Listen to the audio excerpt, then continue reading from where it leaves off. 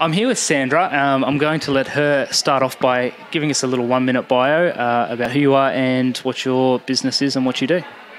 Hi, Jake. Good to be here. My name is Sandra, Dara. My business is New Leaf Design Studios, which is focused on the design of kitchens, bathrooms and interior spaces.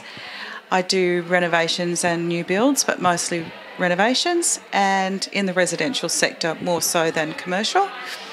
And I've set up a separate division for property styling, which is New Leaf Property Styling.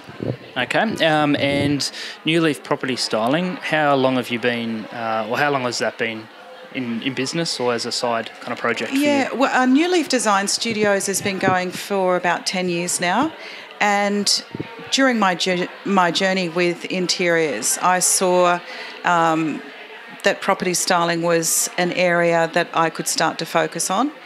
And it's something that I've started doing sort of in the background over the last couple of years by building up an inventory of furniture, art and decor until I've got sufficient to then launch into that as a business in its own right. Okay, so as that's kind of been building over the last couple of years, what would you say, maybe not the biggest challenge, but what's the first thing that comes to mind when I ask you about a challenge that you faced in building it to what it is now? Cash flow. Yeah, definitely cash flow. I'm fully self-funded and I'm an independent business owner. I'm debt-free, so I haven't, taken out business loans or put myself into that sort of situation financially. So I've had to manage week to week, month to month with the cash flow, and that's definitely been the biggest challenge. I guess for us, we found probably that's the biggest thing as well, and it's something that you hear. When you're not busy, obviously cash flow is an issue. But even though you hear that growth costs money, I don't know whether we fully appreciated it until we got into it. So even when times are tough, cash is an issue. When you're going really well, cash is an issue because you're trying to keep up with it and buying furniture and stock and that's right. So on both ends of the spectrum, we found the same thing. So, more so in property styling than in design studios because of the overheads.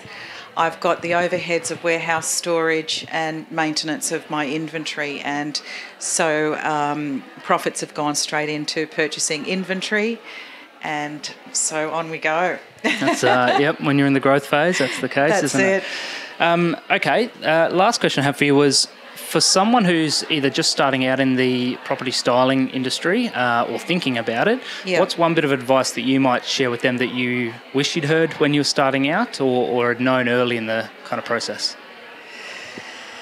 That's a toughie because there's so much that you learn along the way. And I think one thing that I thought I was aware of, but then you become more acutely aware of it as you go along, is how many different aspects there are to running a business.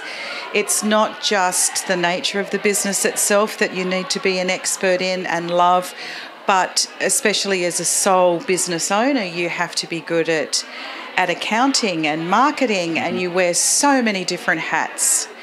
And that's where, it can be quite difficult trying to be an expert in all of those things.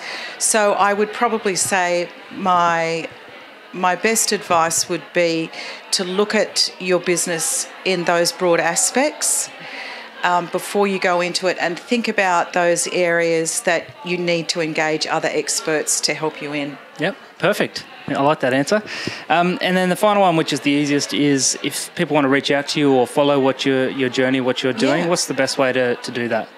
Okay, well, I've got a website, newleafdesignstudios.com.au, then newleafpropertystyling.com.au, and I'm on Facebook and Instagram and LinkedIn. Perfect. Well, thank you, Sandra. Appreciate your time.